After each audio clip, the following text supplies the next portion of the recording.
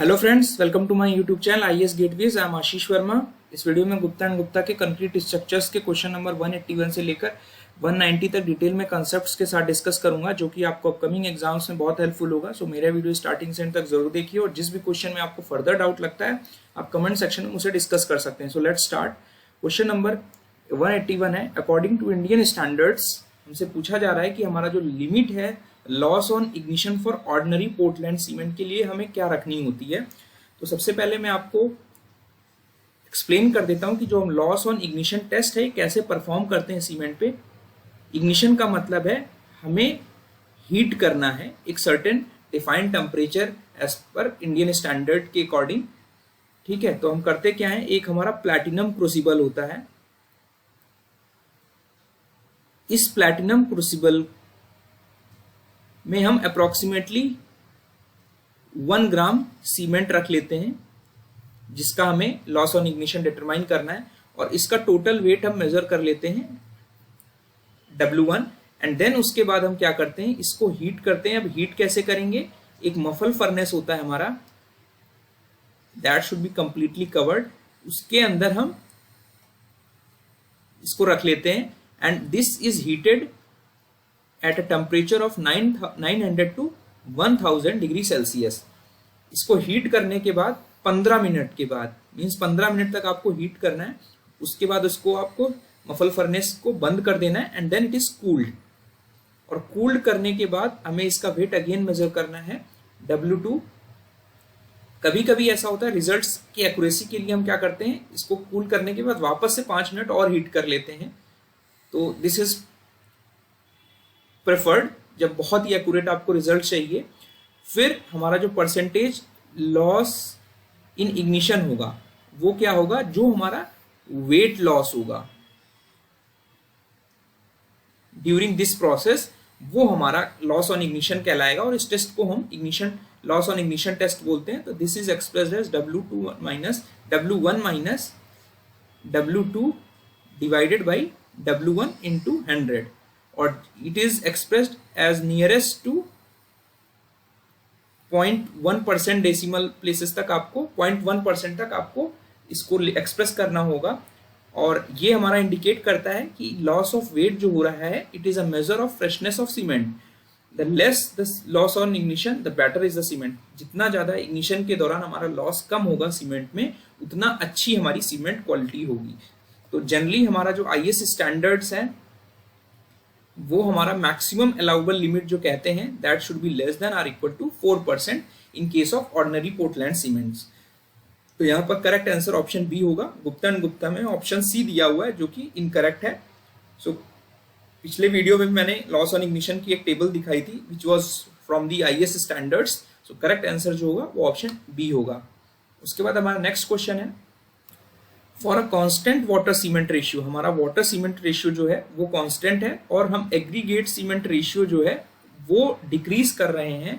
तो हमारा होगा क्या, जो हमारा कॉम्पैक्टिंग फैक्टर होता है, पहले तो मैं आपको एक्सप्लेन कर देता हूँ। Compacting factor is directly proportional to workability. जितना ज्यादा कॉम्पैक्टिंग फैक्टर होगा उतना ज्यादा हमारी वर्केबिलिटी होगी। Based on experimental and field results, यहाँ पर कॉम्पैक्टिंग फैक्टर और एग्रीगेट सीमेंट रेशियो के बीच में एक बेस्ट फिट कर्व ड्रॉ किया गया है, जो कि बेस्ड ऑन वेरियस रिजल्ट्स हमने इसमें, ये हमारे डाटा है कि हमारा एग्रीगेट सीमेंट रेशियो हमने ये रखा, तो हमारा जो कॉम्पैक्टिंग फैक्टर आया उस सैंपल का वो ये आया। इस तरह हमने प्लॉट करके बेस्ट फिट कर्व निकाला, तो हमारा कुछ इस तरह आता है। तो आप देखोगे कि एग्रीगेट सीमेंट रेशियो जो है अगर आप बढ़ाओगे तो हमारी जो वर्केबिलिटी है वो हमारी रिड्यूस होगी। अब ये हो ऐसा क्यों रहा है, हो इसलिए रहा है बिकॉज एग्रीगेट सीमेंट रेशियो बढ़ाते ही आपकी जो कंक्रीट होगी वो लीनर हो जाएगी, बिकॉज आप एग्रीगेट का एक तरीके से क्वांटिटी बढ़ा दे रहे हैं। तो leaner concrete will be there. और लीन कंक्रीट का मतलब ये है कि जो हमारी पेस्ट, जो हमारा CSH जेल बन रहा है, जो हमारा एक तरीके से लुब्रिकेशन पेस्ट है, जो फर्दर हार्डनिंग के बाद हमें स्ट्रेंथ देगा, तो वो पेस्ट जो होगा अवेलेबल फॉर लुब्रिकेशन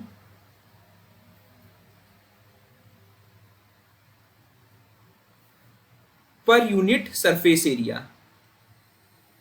बिकॉज हमारा जैसे ही आपने एग्रीगेट बढ़ाएंगे तो आपका सरफेस एरिया बढ़ जाएगा, तो जो लुब्रिकेशन पेस्ट की रिक्वायरमेंट है वो हमारी घट जाएगी, मींस एक्चुअल पेस्ट जो होगा अवेलेबल वो लुब्रिकेशन के लिए घट जाएगा। तो होगा क्या, हमारा जो वर्केबिलिटी होगी वो रिड्यूस हो जाएगी। बट यहाँ पर क्वेश्चन में decrease in aggregate cement ratio की बात कर रहा है, तो हमारा इट इज इनवर्सली प्रोपोर्शनल, तो हमारा it will result into increase in workability. तो करेक्ट आंसर जो होगा वो ऑप्शन ए होगा। उसके बाद हमारा नेक्स्ट क्वेश्चन है, असर्शन स्टेटमेंट है, workability of fresh concrete increases with time. Fresh concrete का मतलब ये है, it is a green concrete. ये कंक्रीट की वो स्टेज को रिप्रेजेंट करता है कि जब हम कंक्रीट को मोल्ड कर सकते हैं,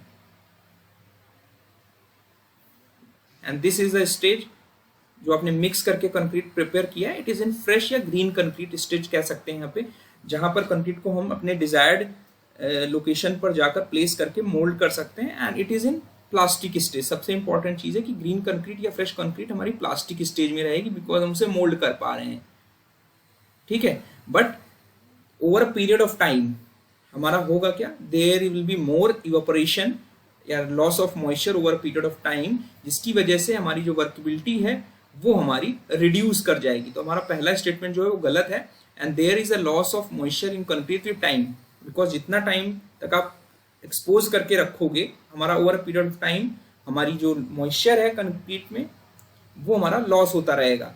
तो यहाँ पर टाइम और वर्केबिलिटी के बीच में हमने ग्राफ खींचा है कि डिफरेंट टाइम्स में हमारी जो कंक्रीट की स्लम्प वैल्यू है जो कि वर्केबिलिटी को इंडिकेट कर रही है वो हमारी रिड्यूस होती जा रही है। तो इसका मतलब ये हुआ कि हमारा due to loss of moisture over a period of time, या ट्रांजिट टाइम भी आप इसे कह सकते हो, कि जितना ज़्यादा हमारा ट्रांजिट टाइम होगा, सपोज कंक्रीट को आपने एक लोकेशन से प्रिपेयर किया, दूसरी लोकेशन पे आप ले जा रहे हो, तो जितना ज़्यादा ट्रांजिट टाइम होगा वर्केबिलिटी हमारी उतनी कम होती जाएगी। तो करेक्ट आंसर जो होगा हमारा ऑप्शन डी होगा, because R statement, A statement is false here and R is true, ठीक है। उसके बाद हमारा नेक्स्ट क्वेश्चन है, workability of concrete increases by, किन किन फैक्टर से हमारी वर्केबिलिटी इंक्रीज कर सकते हैं। तो सबसे पहले है कि हमारा कंक्रीट की वर्केबिलिटी आप वाटर कंटेंट बढ़ाकर इंक्रीज कर सकते हो, बिकॉज वर्केबिलिटी जो है it is a function of fluidity. तो जैसे ही आप पानी एक्स्ट्रा डालेंगे तो हमारी फ्लूइडिटी क्या होगी, वो इंक्रीज कर जाएगी, जो कि हमारी वर्केबिलिटी को इंक्रीज कर देगी, और साथ ही साथ हमारी जो कंक्रीट की स्ट्रेंथ है वो भी हमारी रिड्यूस होने लगेगी। इस वजह से हम क्या करते हैं, जब भी हमारा पानी हम ऐड करते हैं तो प्रोपोर्शनली हम सीमेंट की क्वांटिटी यानी सीमेंट कंटेंट भी प्रोपोर्शनेटली ऐड कर लेते हैं, ठीक है। ये इंपॉर्टेंट एस्पेक्ट है, ध्यान रखने की जरूरत है। फिर सेकेंड स्टेटमेंट है कि इंक्रीजिंग द टेम्परेचर, जैसे ही हम टेम्परेचर बढ़ाते हैं कंक्रीट को जब हम प्रिपेयर कर रहे हैं, तो हमारा क्या होगा, जो हाइड्रेशन प्रोसेस है वो हमारा बढ़ जाता है, और ऑल्सो टेम्परेचर बढ़ने से जो हमारा इवेपोरेशन रेट है, यानी जिस रेट से मॉइस्चर का लॉस हो रहा है वो हमारा बढ़ जाता है। इसकी वजह से हमारी जो कंक्रीट की वर्केबिलिटी है वो हमारी रिड्यूस हो जाती है। यहाँ पर मैंने एक्सप्लेन भी किया है कि in general an increase in temperature accelerate the rate of hydration and leads to an accelerated development of strength. Strength development भी हमारा जल्दी होगा, यानी हार्डनिंग प्रोसेस हमारा जल्दी स्टार्ट हो जाएगा।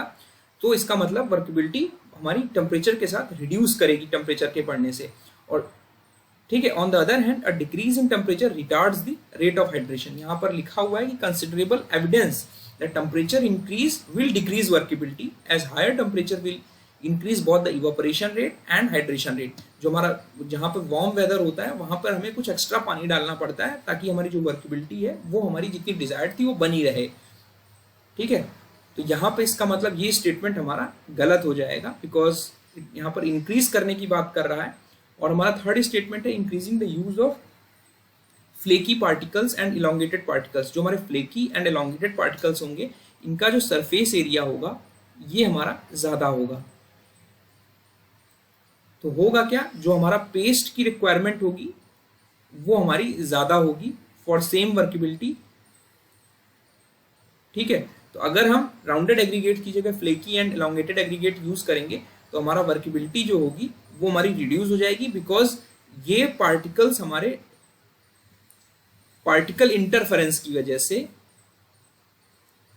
दे will offer more frictional resistance. तो जब कंक्रीट को आप प्लेस या मिक्स करेंगे, because they are offering more frictional resistance because of particle interference, ठीक है। तो पार्टिकल इंटरफेरेंस के बढ़ने की वजह से हमारा जो वर्केबिलिटी है वो हमारा रिड्यूस हो जाएगा। तो हमारी ये स्टेटमेंट भी गलत हो गया। तो only one statement is correct here. Gupta and Gupta में इसका ऑप्शन बी दिया है जो कि गलत है, बिकॉज स्टेटमेंट 2 जो है वो टोटली करेक्ट है, बिकॉज कंक्रीट की वर्केबिलिटी हमारी टेम्परेचर बढ़ाने से रिड्यूस हो जाएगी because of evaporation rate, and जो रेट ऑफ हाइड्रेशन प्रोसेस है वो जल्दी होगा एंड हार्डनिंग प्रोसेस जल्दी स्टार्ट हो जाएगा। तो करेक्ट स्टेटमेंट जो होगा वो ऑप्शन ए होगा केवल। उसके बाद हमारा नेक्स्ट ऑप्शन, यहाँ पर मैंने ग्राफ से भी दिखाया हुआ है कि जैसे जैसे हमारा टेम्परेचर बढ़ रहा है हमारी जो स्लम्प वैल्यू है कंक्रीट की वो हमारी रिड्यूस होती जा रही है, ठीक है। उसके बाद हमारा नेक्स्ट क्वेश्चन है, which of the following workability tests are most suitable for concrete of very low workability. तो यहाँ हमारे पास 3 टेस्ट दिए गए हैं। तो सबसे पहले मैं आपको एक्सप्लेन कर देता हूँ कि डिग्री ऑफ वर्केबिलिटी के बेसिस पर हम जो डिफरेंट टेस्ट परफॉर्म करते हैं कंक्रीट पर, उसको हम कैसे क्लासीफाई कर सकते हैं, उनकी क्या रेंजेस हैं। तो डिग्री ऑफ वर्केबिलिटी को बेसिकली आप 4 स्टेजेस में बांट सकते हैं, very low, low, medium and high, ठीक है। तो जो IES 456 है वो ये कहता है कि जब वेरी लो वर्केबिलिटी है वो हमारी स्लम्प वैल्यू हमारी सबसे कम होगी, यानी हमारी जैसे जैसे वर्केबिलिटी बढ़ती जाएगी हमारी स्लम्प वैल्यू भी बढ़ती जाएगी। तो ये डिफरेंट रेंजेस हैं, ये आपको दिमाग में रखने की जरूरत है, एग्जाम में पूछा जाता है हमेशा, ठीक है। कॉम्पैक्टिंग फैक्टर के लिए नेवेल हमारे एक कंक्रीट के साइंटिस्ट थे, उन्होंने बहुत रिसर्च के बाद ये कॉम्पैक्टिंग फैक्टर की वैल्यू सजेस्ट की। और अगर हम इनकी रेंजेस की बात करें तो जनरली ये इसकी जो रेंज होगी 0.7 to 0.8, 0.8 to 0.5 एंड ये 0.85 से 0.92 एंड 0.92 से 1। These are the ranges of the different workability stages. और VB टेस्ट हमारा IS 1199 कोड के अकॉर्डिंग हमारा जो VB टाइम है, यानी इसको VB डिग्री भी लिख सकते हैं। अभी मैं इनको कैसे टेस्ट को परफॉर्म करते हैं वो भी फर्दर एक्सप्लेन कर दूंगा। तो वेरी लो वर्केबिलिटी के लिए हमारा सबसे ज़्यादा VB टाइम है, तो इसका मतलब कॉम्पैक्टिंग फैक्टर बढ़ने से हमारा वर्केबिलिटी बढ़ रहा है, और ये हमारा रिवर्स प्रोसेस होगा। जैसे जैसे हमारी वर्केबिलिटी बढ़ रही है वैसे वैसे हमारा जो VB टाइम है वो रिड्यूस हो रहा है। तो स्लम्प टेस्ट जो है, this is the most commonly used test because of its simplicity. लेकिन ये जो टेस्ट है ये हमारा कहां पर सुटेबल है, जिनकी हमारी जो कंक्रीट की सैंपल है, कंक्रीट है, उसकी जो वर्केबिलिटी है वो मीडियम से लेकर हाई वर्केबिलिटी है, ठीक है। ये आपको ध्यान रखना है, this is based on the field results. और एक और इंपॉर्टेंट चीज है यहाँ पर एक्सप्लेन की हुई है कि the test is suitable only for concrete of medium to high workability. और यहाँ पर रेंज दी हुई है कि 25 mm से लेके 125 mm स्लम्प तक हमारी जो स्लम्प टेस्ट है वो अच्छे रिजल्ट्स देता है जब हमारी स्टिफ मिक्सेस होंगी, ठीक है। स्टिफ मिक्सेस का मतलब है हमारी जो वर्केबिलिटी होगी वो बहुत कम हो जाएगी, ठीक है। तो स्टिफ मिक्सेस में क्या होगा, हमें जनरली 0 स्लम्प मिलेगा, कोई भी सब्सिडेंस नहीं होगा स्लम्प टेस्ट में, तो हमारा जो वैल्यू रिपोर्ट होगी वो 0 स्लम्प होगी। तो हम डिफरेंट मिक्सेस में जो हमारी स्टिफ मिक्सेस हैं उसमें हम कोई भी डिफरेंस नहीं कर पाएंगे वर्केबिलिटी में, ठीक है। तो इसका मतलब हमारा स्टिफ मिक्सेस के लिए हमारा जो वर्केबिलिटी टेस्ट है स्लम्प टेस्ट वो हमारा सुटेबल नहीं है। दूसरा टेस्ट है जो हमारा कॉम्पैक्टिंग फैक्टर टेस्ट है। कॉम्पैक्टिंग फैक्टर टेस्ट जो है it is more precise and more sensitive as compare to slump test के रेस्पेक्ट में हमारा ज्यादा प्रिसाइज टेस्ट है, और it is suitable for medium to low workability, जहां पर कंक्रीट को हम वाइब्रेशन से कॉम्पैक्ट कर सकते हैं आसानी से। जहां पर हमारी बहुत कम वर्केबिलिटी है, वेरी लो वर्केबिलिटी, जहां पर जनरली 0.7 से यानी कॉम्पैक्टिंग फैक्टर जो है वो हमारा 0.7 से कम है, तो वहां पर हमारी ये टेस्ट सुटेबल नहीं होगा, ठीक है। वो इसलिए सुटेबल नहीं होगा बिकॉज अभी मैं जब आपको एक्सप्लेन करूंगा कॉम्पैक्टिंग फैक्टर के बारे में तो वहां पर इस मेथड से हमें कॉम्पैक्टेड फुली कॉम्पैक्टेड वेट निकालना पॉसिबल नहीं होता इस मेथड से, ठीक है। जहां पर हमारी जो वर्केबिलिटी है वो बहुत कम होती है, यानी कॉम्पैक्टिंग फैक्टर जनरली 0.7 से कम होता है। और जो हमारा थर्ड टेस्ट है दैट इज वीबी टाइम यानी वीबी डिग्री टेस्ट यानी वीबी कंसिस्टोमीटर टेस्ट। ये टेस्ट जो है हमारा this is suitable for stiff concrete mixes. ठीक है, स्टिफ कंक्रीट मिक्सेस का मतलब है जहां पर हमारी जो वर्केबिलिटी है लो से लेकर वेरी लो वर्केबिलिटी है। ठीक है, और जहां पर हमारा हायर स्लंप आ रहा है जनरली 125 mm के ऊपर जब हमारा स्लंप वैल्यू मिल रही है तो वहां पर ये टेस्ट सुटेबल नहीं है। बिकॉज जब इस मेथड में हम रिमोल्डिंग करते हैं कंक्रीट की तो इतना कम टाइम लगता है रिमोल्ड होने में। अगर वो हमारी फ्लोएबल टाइप की कंक्रीट होगी, बहुत ज्यादा स्लंप होगा, तो रिमोल्डिंग में टाइम इज वेरी लेस। तो उसकी वजह से हम टाइम नोट नहीं कर पाते या डिटरमाइन एक्यूरेटली नहीं कर सकते कि कितना टाइम रिमोल्ड करने में हमें लग रहा है, जिसके रेस्पेक्ट में हम वीबी डिग्री एक्सप्रेस करते हैं। तो इस वजह से जहां पर हायर वर्केबिलिटी होगी जनरली 75 mm स्लंप वैल्यू के ऊपर जब वर्केबिलिटी होगी तो ये टेस्ट हमारा नॉट सुटेबल होगा। बट यहाँ पर जो क्वेश्चन में पूछा गया है हमारा वेरी लो वर्केबिलिटी के बारे में पूछा गया है, जहां पर हमारी ये रेंजेस हैं 0.7 to 0.8 और वीबी टाइम हमारा 20 से 10 सेकेंड होगा। तो वहां ये टेस्ट हमारा सबसे सुटेबल होगा। ठीक है, तो करेक्ट आंसर यहाँ पर वीबी टेस्ट होगा। Only third statement is correct, so option B will be correct. यहाँ पर वीबी टाइम के बारे में बात कर रहा है, लो वर्केबिलिटी के लिए हमें एक्सप्लेन करना है। तो सबसे पहले मैं आपको वीबी कंसिस्टोमीटर टेस्ट के बारे में थोड़ा ब्रीफ कर देता हूँ कि ये टेस्ट हमारा अभी मैंने एक्सप्लेन किया लो टू वेरी लो वर्केबिलिटी के लिए यूज किया जाता है। बिकॉज हाई वर्केबिलिटी जहाँ 75 mm से ज़्यादा वर्केबिलिटी है वहाँ पर हमारा रीमोल्डिंग में बहुत कम टाइम लगता है, जो कि हम रिकॉर्ड नहीं कर पाते। इसमें होगा क्या, ये हमारा वीबी कंसिस्टोमीटर है, ये इसका सिमेट्रिक डायग्राम है, ये एक्चुअल हमारा डायग्राम है। यहाँ पर क्या होगा, एक हमारा फ्रस्टम होता है जो कि कोन की तरह होता है। ठीक है, और यहाँ पर एक सिलेंडर होता है। ठीक है, तो हम इनिशियली क्या करते हैं, कंक्रीट को इसमें पोर कर लेते हैं और उसके बाद इस स्लंप कोन को हटा देते हैं। हटाने के बाद जो भी कंक्रीट हमारी आती है there is a electrical vibrator is there, जिसकी हेल्प से जो हमने कोन को हटा दिया तो कंक्रीट को फ्लैट सरफेस लेने में सिलेंडर में कितना टाइम लगेगा वो हम टाइम रिकॉर्ड कर लेते हैं, and that is time is VB degree. और वीबी डिग्री का मतलब है कि हमें इस स्लंप कोन यानी फ्रस्टम कोन से सिलेंडर के फॉर्म में कंक्रीट को रिमोल्ड करने में कितना टाइम लग रहा है। तो VB degree is the recorded time in seconds. ठीक है, तो जितना ज्यादा टाइम होगा, ठीक है, जितना ज्यादा टाइम होगा मींस वीबी डिग्री जितना ज्यादा होगा उतनी हमारी वर्केबिलिटी कम होगी, बिकॉज कम टाइम हमें लगेगा। सॉरी, वीबी डिग्री में ज्यादा टाइम लग रहा है अगर आपको तो वर्केबिलिटी कम होगी। इसका मतलब हमारी वो स्टिफ मिक्स होगी जिसकी वर्केबिलिटी जो होगी वो बहुत कम होगी। अगर वीबी टाइम हमारा कम है तो ये इंडिकेट कर रहा है कि वर्केबिलिटी बहुत ज्यादा है, बिकॉज रिमोल्डिंग में हमारा बहुत कम टाइम लग रहा है। तो एक तरीके से आप कह सकते हो कि वीबी टाइम जो है हमारा this is inversely proportional to time, sorry this is inversely proportional to workability. जितनी ज्यादा हमारी वर्केबिलिटी होगी उतना कम हमें टाइम लगेगा रिमोल्डिंग करने में, यानी उतनी फ्लूइडिटी होगी हमारी कंक्रीट में, तो आसानी से हमारी रिमोल्डिंग हो जाएगी। तो अगर डायग्राम देखें स्लंप और वीबी टाइम में, तो ये हमारा अगर स्लंप वैल्यू है, ये हमारा वीबी टाइम है। ठीक है, तो कुछ हमारा इस तरह ग्राफ आता है। तो ये इंडिकेट कर रहा है कि जैसे जैसे हमारा टाइम बढ़ रहा है, ठीक है, हमें रिमोल्डिंग में ज्यादा टाइम लग रहा है। इट मीन्स हमारी जो वर्केबिलिटी है वो रिड्यूस होती जा रही है। ठीक है, और हमारी जो कंक्रीट है वो स्टिफ मिक्सेस की तरफ शिफ्ट हो रही है। तो जो लो वर्केबिलिटी है, ये मैंने आपको एक्सप्लेन किया था, लो वर्केबिलिटी के केस में हमारा जो वैल्यू है ये हमारा 5 to 10 सेकेंड्स रहता है। ठीक है, यहाँ पर मैंने मेंशन भी किया हुआ है, here is it is low workability 5 to 10 seconds, and 10 से 20 सेकेंड्स हमारा जो है वो वेरी लो वर्केबिलिटी है।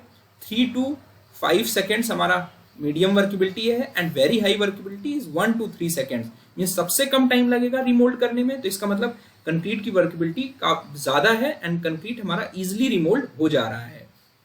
ठीक है, तो करेक्ट आंसर बी होगा। उसके बाद हमारा नेक्स्ट क्वेश्चन है, यहाँ पर कॉम्पैक्टिंग टेस्ट के बारे में बात कर रहा है। तो कॉम्पैक्टिंग फैक्टर टेस्ट में हम ये कॉम्पैक्टिंग फैक्टर टेस्ट अपरेटस है जहां पर 2 सिलेंडर्स यूज करते हैं। सबसे पहले हम क्या करते हैं, इसमें कंक्रीट को पोर कर लेते हैं और यहाँ पर हमारा एक ट्रैप डोर होता है। कंक्रीट को सैंपल को प्रिपेयर करने के बाद इस पे जब पोर किया उसके बाद हम ट्रैप डोर को ओपन करते हैं, यहाँ से कंक्रीट का फ्री फॉल होता है एंड देन इस वाले सिलेंडर का हम ट्रैप डोर ओपन करते हैं और कंक्रीट इस पर फिल हो जाता है। Under the action of gravity free fall हो रहा है यहाँ पर। तो और उसके बाद हम इसका वेट मेजर कर लेते हैं। तो ये वेट जो आता है this is wait of partially compacted concrete, ठीक है, बिकॉज हम यहाँ पे कोई भी और एक्सटर्नल सोर्स ऑफ एनर्जी नहीं यूज कर रहे हैं, तो जो कंक्रीट होगी केवल फ्री फॉल से पार्शियली कॉम्पैक्ट होगी। तो इसका वेट आ गया और इसमें वापस से अलग से हम एक सिलेंडर में सेम सैंपल को 50 mm लेयर्स में प्रॉपरली रैमिंग करके या प्रेफरेबली आप वाइब्रेटर से भी कॉम्पैक्ट कर सकते हो। 50 mm लेयर्स में इसको प्रॉपरली कॉम्पैक्ट करके weight of fully compacted concrete हम निकाल लेते हैं। तो जो हमारा वेट यहाँ पे पार्शियल वेट आया तो कॉम्पैक्टिंग फैक्टर हो गया weight of partially wet concrete, और जो हमारा फुली कॉम्पैक्टेड कंक्रीट आई इसको इसी सिलेंडर में कंक्रीट को उसी सैंपल में कंक्रीट में कॉम्पैक्शन करने के बाद तो ये हमारा कॉम्पैक्टिंग फैक्टर होगा। और compacting factor is directly proportional to workability. जितनी ज्यादा हमारी कॉम्पैक्टिंग फैक्टर होगा उतनी ज्यादा वर्केबिलिटी होगा, ठीक है। तो this is very important concept. तो यहाँ पर डिफरेंट वैल्यूज दी हुई हैं। यहाँ पर कंक्रीट का कॉम्पैक्टिंग फैक्टर 0.9 दिया है, तो हमारा ये जो रेंज है हमारा जिसमें आप 0.85 से लेकर 0.92 तक हमारी जो कॉम्पैक्टिंग फैक्टर की रेंज है वो हमारी मीडियम वर्केबिलिटी में आती है, ठीक है। तो ये आपको याद रखने की जरूरत है। This is based on field results जो कि ये कंपाइल की गई है डिफरेंट इंडियन स्टैंडर्ड्स में। तो करेक्ट आंसर जो होगा वो हमारा ऑप्शन सी होगा। उसके बाद हमारा नेक्स्ट क्वेश्चन है, यहाँ पर हमें करेक्ट स्टेटमेंट आइडेंटिफाई करना है। इनकरेक्ट स्टेटमेंट यहाँ पे देखें, अब इनकरेक्ट स्टेटमेंट आपको बताना है। तो हायर टेम्परेचर रिड्यूसेस वर्केबिलिटी, बिल्कुल सही बात है, बिकॉज हायर टेम्परेचर से भी मैंने एक्सप्लेन किया तो आपका जो इवेपोरेशन रेट है वो बढ़ जाएगा, रेट ऑफ हाइड्रेशन बढ़ जाएगा, हार्डनिंग प्रोसेस बढ़ जाएगा, जिसकी वजह से स्ट्रेंथ गेन हमारा जल्दी होगा और कंक्रीट की जो प्लास्टिसिटी है वो जल्दी खत्म हो जाएगी। तो ये स्टेटमेंट बिल्कुल करेक्ट है। Segregation can be reduced by use of air entrainment. Air entrainment के बारे में हमने पुराने वीडियोज में भी आपको डिटेल में एक्सप्लेन किया था कि हमारा जब आप एयर इंटेंशनली कंक्रीट में 4 to 7% by volume of concrete आप इंड्यूस करते हो तो हमारा डिसकॉन्टिन्यूअस वाइड्स क्रिएट हो जाती हैं कंक्रीट में। तो जो हमारा कॉन्टिन्यूअस फ्लो चैनल था वो हमारा डिस्टर्ब हो जाता है और water flow between cement particles is restricted because discontinuous wides हमारी बन रही हैं। यहाँ पर आप देख रहे हो कि ये जो हमारी वाइड्स हैं ये हमारी डिसकॉन्टिन्यूअस वाइड्स है, कोई भी कनेक्शन नहीं है इनमें। तो होगा क्या, हमारा जो ब्लीडिंग होगी एंड सिग्रीगेशन होगा। इन सब फेनोमेना के बारे में पुराने वीडियोस में बहुत अच्छे से डिटेल में एक्सप्लेन कर चुका हूं, ठीक है। तो जो वाटर फ्लो है वो रिड्यूस हो रहा है बिकॉज ये वॉइड्स हमारी डिसकॉन्टिन्यूअस है, और जो बबल्स हमारे इंटेंशनली इंट्रोड्यूस कर रहे हैं जनरली 0.05 mm डाया के, ठीक है, acting an extra fine layer attachment of air bubbles with cement particles and linking them. तो workability increase due to action of air bubbles, वो हमारा as ball bearing which assist the movements of particle each other. तो हमारा जो frictional resistance है, internal frictional resistance जो होगा वो हमारा रिड्यूस हो जाएगा, जिसकी वजह से हमारी जो वर्केबिलिटी है वो इंप्रूव कर जाएगी बिकॉज यहाँ पर ये हमारे फैसिलिटेट कर रहे हैं हमारे बबल्स लुब्रिकेशन में, ठीक है। तो हमारा ease of placement of concrete, ease of mixing सब कुछ इंप्रूव हो जाएगा और हमारी जो ब्लीडिंग एंड सेग्रीगेशन है वो भी रिड्यूस हो जाएगी। तो यहाँ पर आप देख रहे हैं bleeding is increased by use of air entrainment, ये स्टेटमेंट बिल्कुल गलत है, ये स्टेटमेंट बिल्कुल सही है। तो यहाँ पर इनकरेक्ट स्टेटमेंट जो होगा ऑप्शन सी होगा। गुप्ता एंड गुप्ता में इसमें नन ऑफ द अबव दिया हुआ है जो कि बिल्कुल गलत ऑप्शन है। यहाँ पर करेक्ट आंसर जो होगा वो ऑप्शन सी होगा बिकॉज ये इनकरेक्ट स्टेटमेंट है, ठीक है। उसके बाद आते हैं हमारा नेक्स्ट क्वेश्चन में। यहाँ पर हमारा हाई एल्यूमिना सीमेंट के बारे में बात कर रहा है। सो जस्ट मैं आपको ब्रीफ कर देता हूँ हाई एल्यूमिना सीमेंट। सबसे पहले तो हाई एल्यूमिना सीमेंट जो है ये हमारी पोर्टलैंड सीमेंट नहीं है, ये एग्जाम में पूछा जाता है। This is very important aspect, it is not a type of Portland cement because जो हमारा पोर्टलैंड सीमेंट का मैन्युफैक्चरिंग प्रोसेस है और जो इसके कॉन्स्टिट्यूएंट्स हैं वो टोटली डिफरेंट है, ठीक है। इसलिए आप पोर्टलैंड सीमेंट इसको नहीं बोलते हैं, उसकी कैटेगरी में नहीं आता है। इसमें करते क्या है, हम बॉक्साइट लेते हैं, बॉक्साइट यानी एल्यूमिना ऑक्साइड Al2O3 लिख सकते हैं आप।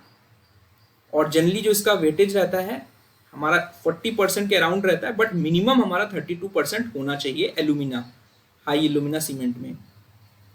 ठीक है, उसके बाद इसमें क्या करेंगे, हम लाइम डालेंगे यानी कैल्शियम ऑक्साइड।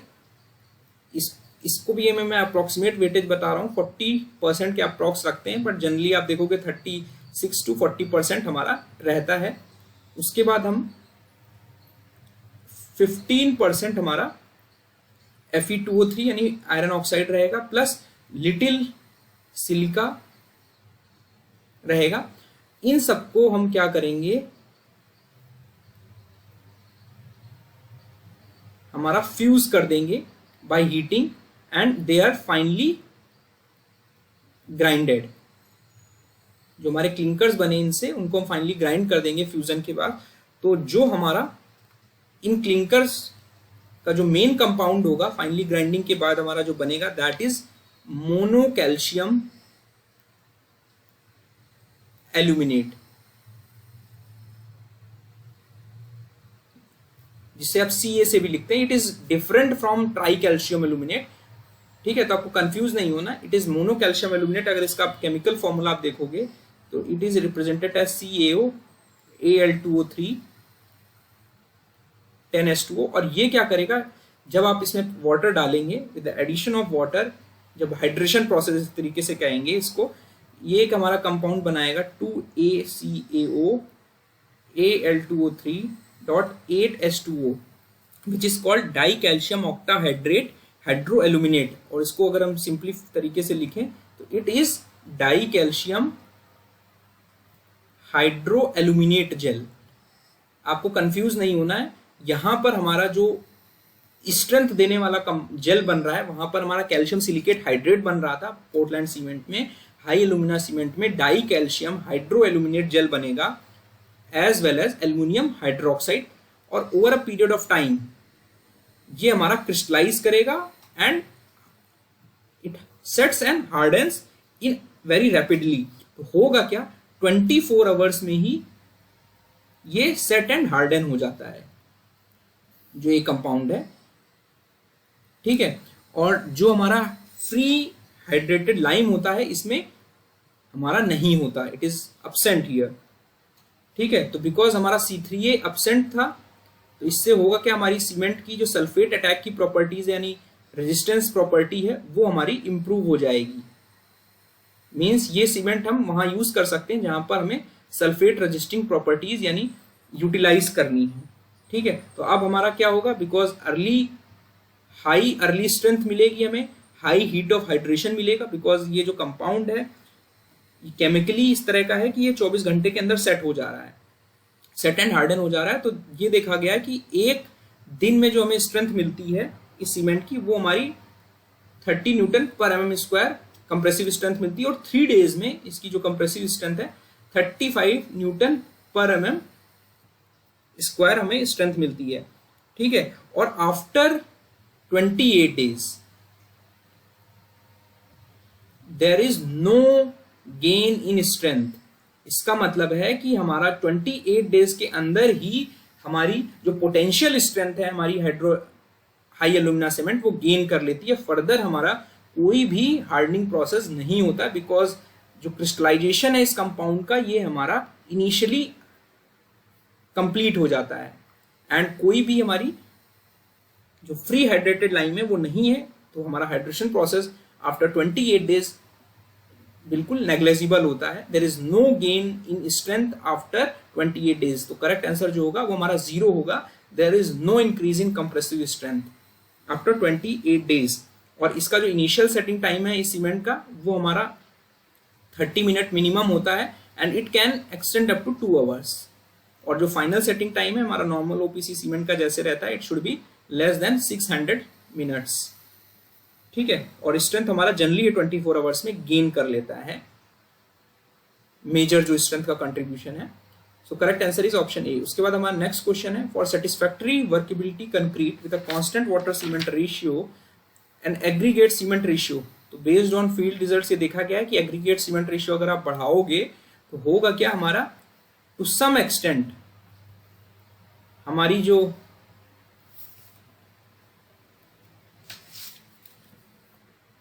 कंप्रेसिव स्ट्रेंथ है, उसकी जो अल्टीमेट स्ट्रेंथ है एक तरीके से कह सकते हैं, वो हमारी कुछ एक्सटेंट तक बढ़ती है। ठीक है, तो यहां पर करेक्ट आंसर जो होगा वो ऑप्शन सी होगा। With increase in aggregate cement ratio the compressive ultimate compressive strength of concrete increases to some extent. I hope मेरा वीडियो आपको पसंद आया होगा। Thank you.